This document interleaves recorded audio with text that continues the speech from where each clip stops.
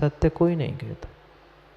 वो कहता है कैसे नहीं होगी, जरूरी है क्या, उसके साथ हुआ है तो मेरे साथ भी हो सकता है। मैं कुछ भी करने वाला नहीं, हताश हो गया, हाथ पे हाथ रख के बैठने लग गया, मैं कुछ नहीं करूँगा, कुछ नहीं करूँगा। कई सारे जीव ऐसे ही होते हैं, कई सारे जीव ऐसे होते हैं, जैसे ही सत्य का बोध होता है वह सोचने लगते बस अब जिंदगी में कुछ नहीं बचा है, मैं जल्दी से जाके मर जाऊं। वह भी काम कम करने लग गया और ज़्यादा विचार करने लगा। ऐसे ही होता है ना माँ, खाली दिमाग शैतान का घर। अब काम कुछ है नहीं है, विचारों के बाद विचार, विचारों के बाद विचार, प्रतिदिन सुबह शाम वही सोचने लगा अब मेरे पैर टूटेंगे, अब मेरे हाथ टूटेंगे, अब मेरी आंखें जाएंगी, मैं क्या करूं, कोई सहारा नहीं है, मैं मर जाऊं क्या, मैं मर जाऊं क्या। नहीं, ये आचरण भावना भी हमें मरने की बात, जीवन से अपने आप को विमुख करने की, विड्रॉ करने की बात नहीं कह रही है, पर जीवन जीने की कला बता रही है। काफी समय बीत गया, सबने समझाया मन लगाने के लिए तो चित्र बनाओ, मत बेचो, मत किसी को दे दो, पर कम से कम दिन में कुछ तो बना लो जिससे तेरा मन लगा रहेगा। जब तक हाथ पैर चल रहे हैं कर लो, पता नहीं तेरे साथ तो ऐसा होगा ही नहीं, तू इतना पुण्यात्मा है, तूने इतना अच्छा काम किया है। लोग ऐसे ही पंडित जी समझाने वाले मिलेंगे, आपके साथ थोड़ी ऐसा होगा, आप तो करो करो। पर वो कुछ समझ नहीं पाया, अपने उस अनसुलझे प्रश्नों को सुलझा ही नहीं पा रहा था। कई महीने बीत गए और उसका जो गुरु था उस चित्रकार का, जिससे उन्होंने वह चित्रकारी कलाकारी सीखी थी, उन्होंने घर परिवार त्याग करके संन्यास धारण कर लिया था, जंगल में थे, वहाँ तक खबर पहुँची। किसकी? उनके शिष्य का ऐसा कृत्य देखकर वह जैसे तैसे कुछ महीनों में उनके गुरु के पास, जो बाबा जी बने थे, सन्यासी बने थे, उनके पास तक खबर पहुँच गई।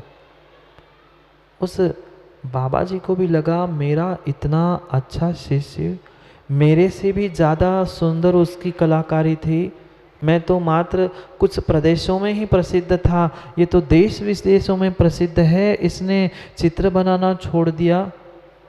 थोड़ा सा राग, थोड़ा सा अनुराग गुरु को शिष्य के प्रति होता है, भले ही वो सन्यासी बाबा जी बने थे, फिर भी थोड़ा सा अनुराग और राग टपक पड़ा।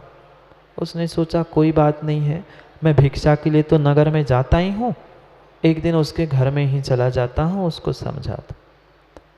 फिर वह गुरुजी बाबा जी पहुँचे उसके घर में, और घर में जाकर उसने पूरी बात पूछ ली, क्यों भाई, मैंने ऐसा ऐसा सुना है, तू तो बहुत विख्यात हुआ है, देश विदेशों में तेरी चित्रकारी जाती है, तू बहुत प्रसिद्ध हो गया है, तूने तो, ऐसा होता ही है, थोड़ी प्रशंसा करके चढ़ाना तो जरूरी था, तू तो गुरु से भी आगे निकल गया, देश विदेश में तेरी चित्रकारी जाने लग गई। वह हाँ हाँ हाँ कहता रहा, बात तो गुरु से कर रहा था, पर दिमाग में क्या बैठा था, मेरे हाथ टूट जाएंगे, मेरे पैर टूट जाएंगे, मैं मर जाऊंगा, मेरी आंखें चली जाएंगी, मैं करूं क्या, मैं मर जाऊं क्या, एक ही दिमाग में विचार चल रहा था। गुरु ने पूछ लिया कि भाई मैंने ऐसा सुना है, तूने सत्य को पहचाना है? उसने कहा कौन सा सत्य? अरे वही सत्य जो सबके साथ होता है वो तेरे साथ भी होगा। मतलब गुरुजी? हाँ, जो तूने ये सुन के रखा है, सोच के रखा है कि तेरे भी हाथ टूट सकते हैं, तेरे पैर, तेरी आंखें, तेरी भी मृत्यु हो सकती है, यही तो संसार का परम सत्य है। जिसमें तुमने शरण खोजी थी वह कोई भी तेरे लिए सहारा नहीं था, वे स्वयं मरने वाले थे, स्वयं उनके हाथ पैर टूट गए, तेरे लिए क्या सहारा देंगे? क्या बात कर रहे गुरुजी, आप ऐसा कह रहे हो? हाँ बेटा, मैंने बाकी तो सब कुछ विद्या तुम्हें सिखाई थी, पर ये बात कहना रह गई थी, भूल गया था। यही संसार का परम सत्य है, मरना भी है और कोई सहारा भी देने वाला नहीं है, कोई शरण नहीं है। वह चित्रकार खुश हो गया, वकील साहब कहने लग गया, गुरुजी आप महान हो, आप धन्य हो, आज तक जितने लोग मुझे मिले सबने यही कहा कि तेरे साथ ऐसा नहीं होगा, तू ऐसा नहीं है, तू पुण्यात्मा है, और आप पहले कोई हमें मिले होंगे जिन्होंने कहा कि तूने सही सोचा है। सही क्या है गुरुजी बताओ। गुरुजी ने कहा बेटा यही परम सत्य है, ना तेरे लिए माता पिता बेटा भाई बहन कोई भी मरते समय बचाने वाले नहीं हैं। कुछ दुर्घटना भी होने वाली है, कुछ तेरे साथ अनिष्ट भी होने वाला है, उससे भी तेरी रक्षा करने वाला कोई भी नहीं है। और खुश हो गया। वह पुनः गुरुजी से कहता है गुरुजी इसलिए तो मैंने सब कुछ छोड़ दिया, चित्रकारी छोड़ दी, सब काम छोड़ दिया और बैठा हूँ, इंतजार कर रहा हूँ कब मेरे साथ मृत्यु आ जाए, कब मेरे हाथ पैर टूट जाए। बेटा यही तो तू भूल कर रहा है। ये परम सत्य तूने स्वीकार कर लिया, समझ लिया, बहुत अच्छी बात है, पर इसके आगे की बात भी किसी ने समझाई क्या? कहता है कौन सी कैसी? मुझे कोई आगे की बात नहीं पता। भाई यही तो बात है, आज तक जो कुछ भी हमने निहाल चंद जी पढ़ा है वह आधा अधूरा पढ़ा है, पूरी बात समझी नहीं है हमने। आगम को भी अनेकांत से नहीं समझा, एकांत से समझा और एकांत से ही समझाया है, इसलिए हम भ्रमित हैं। ने कहा नहीं नहीं, इसका दूसरा पहलू ये भी है, ये परम सत्य है। अरे जब मरना है ही, हाथ पैर आँख फूटनी है ही, तो कुछ ऐसा काम करके जाओ जब तक मृत्यु नहीं आ रही, जब तक हाथ पैर चल रहे हैं ना, तब तक कुछ कैसा कुछ अलौकिक काम करके जाओ कि जिस काम से तेरी दुनिया नाम लेती रहे। क्या कहा गुरुजी ने? मरना तो है, किसी का सहारा नहीं है, किसी का सहारा नहीं है, मरना है, सब कुछ अनित्य है, अशरण है। तो भाई वह हमारे साथ घटित होने से पहले हम उस अपने हाथ पैर शरीर का चंचल कुछ सदुपयोग तो कर ले। पर क्या करे राज जी, हम सदुपयोग ही करना नहीं जानते। हम उदास होके बैठ गए हैं, कैसा होगा क्या होगा, ये व्यवस्था होगी क्या, वो होगा क्या, कुछ नहीं। जब तक शरीर है, ये इंद्रियां है, हाथ पैर आंखें है बेटा, तब तक उत्कृष्ट से अच्छी चित्रकारी बना और देश विदेश नहीं और भी दूर दूर तक अपना अच्छा कार्य करके एक ऐसा नाम कमा ले कि तेरे जाने के बाद दुनिया भी कह दे। उसको समझ में आया हाँ ऐसा भी तो जीवन हो सकता है। ठीक है, कल सुबह मेरी आंखें फूटे, रात भर में मैं सुंदर चित्र बना लूंगा। आज शाम को अगर मेरे पैर टूटने वाले हैं तो उससे पहले मैं अपने हाथों से सुंदर चित्र बना लूंगा। पैर टूट गए तो मैं बैठ के चित्र बना लूंगा। आवश्यकता उत्साह भरने की होती है विमल भैया, क्योंकि संसार में दुखी उदास जीव तो होते ही होते। जैसे ही गुरु ने वह बात समझा दी, सत्य दो पहलुओं का सत्य उसने समझा, ये सत्य घटना है। उसने मृत्यु तक बहुत सारे सुंदर सुंदर चित्र बनाए और फिर अंतिम सांसें खुशी खुशी उसने बिता दी। ये था अशरण भावना का सत्य, ये था अनित्य भावना का सत्य। पर इस पहलू को हमने अभी तक समझा था क्या पंडित जी? नहीं था। एक ही बात हमें इतनी पता है, अशरण है अशरण है अशरण है। तो अशरण है तो करूं क्या? न हमें मरना है, न उनको धक्का देकर बाहर करना है, न हमें अकेले में भागकर कहीं एकांत में जाकर रहना है। जीना सबके साथ है, रहना सबके साथ है, पर परम सत्य को समझकर जीना है। जैसे कोई यात्रा करता है, आप लोगों ने यात्रा की सनी ट्रेन से 2 4 6 10 घंटे, कभी कभी 10 12 15 घंटे भी लगते हैं। उस 15-20 घंटे में ऐसा भी कई बार होता है, कोई हमारे बगल में, कोई हमारे सामने, कोई हमारे ऊपर वाले सीट पे कई सारे लोग बने मिलते हैं। उनमें से कुछ जीवों के साथ हमारी मैत्री भी होती है ना। राजा का तो कहना ही क्या, जहाँ बैठे 5 मिनट में किसी से मैत्री कर ले, मैत्री भी हो जाती है। और जैसे ही उसका स्टेशन आता है वो व्यक्ति उतर जाता है। क्या उसके उतरने पर माताओं आपने यात्रा नहीं की क्या? वह व्यक्ति उतर जाता है तो क्या रोने लग जाते हो? क्यों उतर रहे हो? तुम मत उतरो, मैं अकेला हूँ, तू मत जाना, ऐसा कहते हो? नहीं, वहाँ तो हमें सत्य का निर्णय है। भाई उसका स्टेशन आ गया, वो उतर के चला गया। ऐसे ही जिसका स्टेशन आ गया, वह वकील साहब माँ का स्टेशन आ गया था, माँ अगले स्टेशन पे पहुँच गई, रोने से क्या होगा? ये मात्र एक संयोग है। जैसे रेलगाड़ी में बैठकर एक स्टेशन पर व्यक्ति उतरता है, आगे बढ़ता है, फिर कोई चढ़ता है, फिर कोई भी चढ़ता है, ऐसे ही अनित्य अशरण संसार है। पर फिर भी हम कहीं मित्र की, कहीं शत्रु की, कहीं खोज कर रहे, किसी से अपेक्षा, किसी से राग, किसी से द्वेष कर रहे। ये राग द्वेष से काम बनने वाला नहीं है। नहीं है, नहीं है, सत्य को समझो। बहुत सुंदर बात कहने वाले हैं आज पुनः कुंद कुंद स्वामी। जो मेरा भ्रम था कि जिसको हमने शरणभूत माना था वह कोई भी हमारे लिए शरणभूत नहीं है, न मित्र, न शत्रु, न कोई भी। कोई ब्रह्मांड की वस्तु भी तुम्हारी सुरक्षा मरते समय भी नहीं करेंगी और उसके पहले भी नहीं करेगी, नहीं करेगी, किंचित भी करने वाली नहीं है।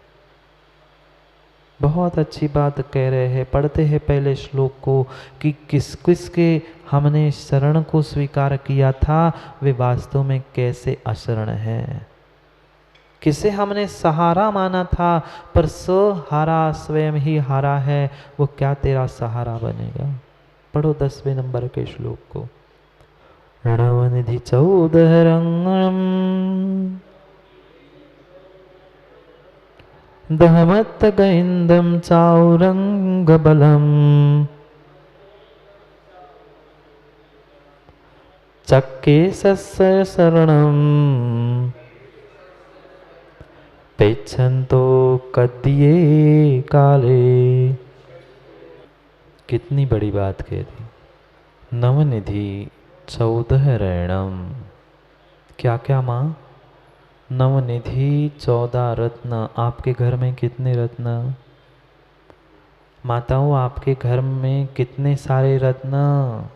उनके रत्न हमारे जैसे इतने इतने रत्न नहीं। चेतन अचेतन ऐसे 14 रत्न जिसके पास थे, 9 निधियाँ जिसके पास थी, वह 9 निधियाँ 14 रत्न, वह चौरंग सेना। चौरंग सेना घोड़ा, हाथी, पैदल आदि आदि सब कुछ होने के बाद भी क्या उस चक्रवर्ती को वे शरण थे? कहाँ गए 14 रत्न? कहाँ गए 9 निधियाँ? कहाँ गए चौरंग सेनानी? सब नष्ट हो गए। जैसे ही जीव का पुण्य और जीव चला गया, चक्रवर्ती के बेटे को मिलते हैं क्या? पिता का सब कुछ बेटे को मिलना चाहिए था ना, पर बचा क्या? जैसे ही चक्रवर्ती चला गया, 14 रत्न, 9 निधि, सेना सब कुछ विलीन हो गई, तत्क्षण विलीन हो गई। कोई 1 घंटा 2 घंटा देखने का भी समय नहीं मिला। इधर प्राण पखेरु चक्रवर्ती के उड़ गए, वे भी चले गए। फिर उनसे क्या किसकी रक्षा? सेना भी विलीन होगी। पंडित जी, नौकर कब छोड़ के चला जाएगा भरोसा है क्या? विलीन होना मतलब अदृश्य होना नहीं है। छोड़ के चले गई, उसकी सत्ता में अब स्वीकार नहीं कर रहे तुम्हें मालिक, क्या करोगे?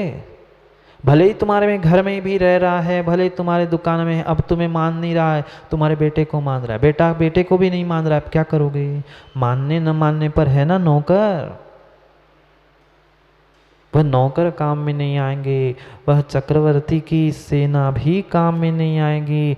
मात्र कहते रहना सम्राट महाबल सेनानी उस क्षण को टाल सकेगा क्या? टाल सका?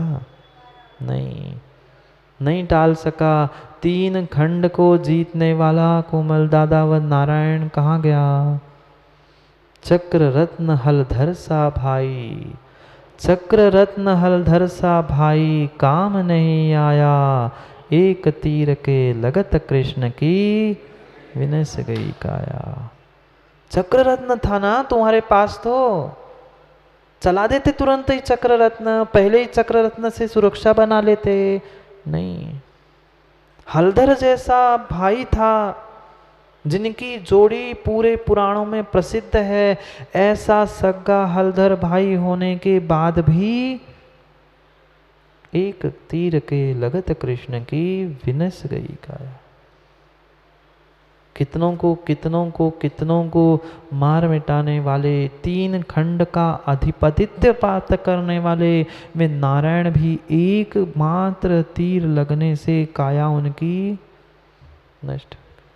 कितनी बार ऐसे कोमल दादा आघात सहन किए होंगे उनके शरीर ने, कितने ऐसी बाणों की बौछार, और कितना सब कुछ किया था, तब तक कोई बाल बाका नहीं कर पाया, जब तक पुण्य था, जब तक आयु कर्म था। पर जैसे ही आयु कर्म नष्ट हुआ, भाई से मारा गया तीर ही भाई के प्राण लेकर चला गया। कौन? भाई को शरण माना था ना। कौन सा भाई शरण देने के लिए योग्य बचा? चाहे पांडवों को देख लो, कौन था लड़ने के लिए? भाई थे। चाहे पारसनाथ भगवान को उठा के, उनके इतिहास को उठा के देखना, किसने उपसर्ग किए 10-10 भाव तक, फिर भी हमारा राग टपकता है, मेरा भाई है। वहाँ भी तो राग ही टपका था, खूब समझाया था राजा ने, मत जाओ वो तापस के पास। कमठ ने तापस का रूप धारण किया था, माने नहीं, पहुंच गए और तापस ने उठाया पत्थर पटक दिया। कौन शरण? किसकी शरण? किसका सहारा? अपने विश्वास मानना, अपने ही जो धोखा देते हैं वह पराया धोखा नहीं देता। व्यर्थ में जी रहे हैं। न चक्र रत्न काम में आया, हलधर सा भाई काम में नहीं आया, समय आने पर सब कुछ जाना ही है। चक्के सस्य शरणम, यह चक्रवर्ती को शरण न शरणम।